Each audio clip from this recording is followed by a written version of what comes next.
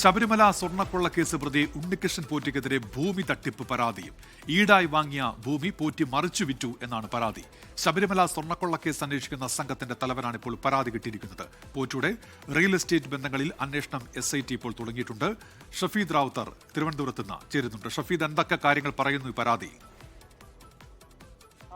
നിലവിൽ ഉണ്ണികൃഷ്ണൻ പോറ്റി കേസിൽ ജാമ്യം ലഭിച്ചു, അതായത് ശബരിമല സ്വർണ്ണക്കൊള്ള കേസിൽ ജാമ്യം ലഭിച്ച പുറത്താണ്. പക്ഷേ അദ്ദേഹത്തിനെതിരെ വളരെ ഗുരുതരമായിട്ടുള്ള പരാതി ഇപ്പോൾ എത്തിച്ചിരിക്കുന്നു SIT എന്നുള്ളതാണ് ഏറ്റവും ശ്രദ്ധേയമായിട്ടുള്ള കാര്യം. സ്വർണ്ണക്കൊള്ള കേസുമായി ബന്ധപ്പെട്ടുള്ളതല്ല, പകരം ഒരു ഭൂമി തട്ടിപ്പുമായി ബന്ധപ്പെട്ട ഒരു കേസാണ് ഇപ്പോൾ SIT അന്വേഷണ സംഘ തലവനായിട്ടുള്ള S ശശിധരന്റെ മുൻപിലേക്ക് എത്തിയത് എന്നുള്ളതാണ് ഏറ്റവും പ്രധാനപ്പെട്ട കാര്യം.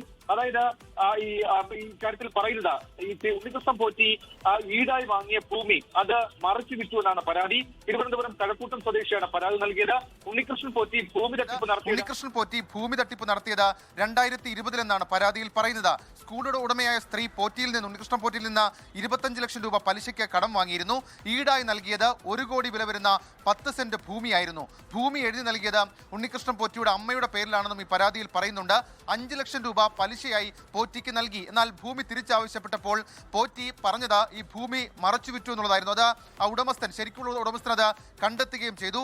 കഴക്കൂട്ടം സ്വദേശിക്കാണ് ഭൂമി മറച്ചു വിറ്റത് എന്നുള്ള കാര്യവും ഉറപ്പാക്കി. തട്ടിപ്പിനിരയായ സ്ത്രീ 2024 ജൂലൈ 1 പോലീസിൽ പരാതി നൽകിയിരുന്നു. പോലീസ് നടത്തിയ ഒത്തുതീർപ്പ് ചർച്ചയിൽ ഭൂമി തിരികെ നൽകാമെന്ന് ഉണ്ണികൃഷ്ണൻ പോറ്റി ഉറപ്പ് നൽകി. എന്നാൽ ഈ ഉറപ്പ് ലംഘിച്ചതോടുകൂടിയാണ് ശബരിമല സ്വർണ്ണക്കൊള്ള കേസ് അന്വേഷിക്കുന്ന SIT ഈ സ്ത്രീ ഇപ്പോൾ സമീപിച്ചിരിക്കുന്നത് പരാതിയുമായി. ഈ പോറ്റിയുടെ റിയൽ എസ്റ്റേറ്റിൽ നിലവിൽ അന്വേഷണ സംഘം വളരെ വിശദമായിട്ടുള്ള അന്വേഷണം നടത്തുന്നുണ്ട്. ഈ പോറ്റി പലിശയ്ക്ക് നൽകിയ പണത്തിലും അന്വേഷണം നടത്തും. പലിശ ഇടപാടും ഭൂമി ഇടപാടും നടത്തിയത് ശബരിമല സ്വർണ്ണക്കൊള്ളയുടെ കാലത്താണ് എന്നുള്ള വിവരവും ഇപ്പോൾ അന്വേഷണ സംഘം ഉറപ്പിക്കുന്നുണ്ട്. ഉന്മേഷ്, ഷഫീദ് റാവുത്തറാണ് വിവരങ്ങൾ നൽകിയത്.